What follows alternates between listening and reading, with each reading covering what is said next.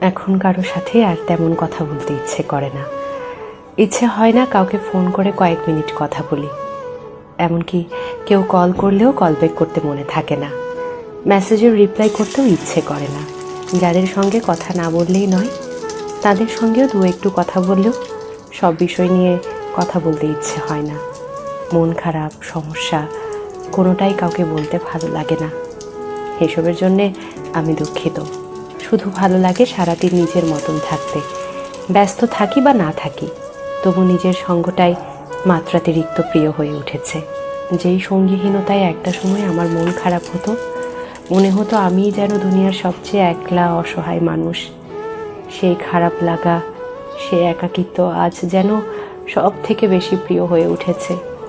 এখন অমুক বন্ধু খোঁজ না নিলেও আর খারাপ লাগে না। কেউ ভুল বুঝলেও নিজেকে আর প্রমাণ করতে ভালো লাগে না। যারা আমার উপর অভিমান রাখেন কিংবা ভুল বোঝেন, আমি দুঃখিত। আমি নিজের ইচ্ছের বিরুদ্ধে কারোর সাথে কথা বা সম্পর্ক কোনোটাই আপাতত রাখতে পারছি না। আর যারা উইথাউট কনভারসেশন আমাকে বোঝেন, আমাকে চেনেন, আমার মানসিক অবস্থা দু একটু কথা শুনে বুঝে ফেলেন, নিজেদের বাউন্ডারি এবং প্রাইভেসি দুটোই বোঝেন, আপনাদের প্রতি আমার কৃতজ্ঞতা।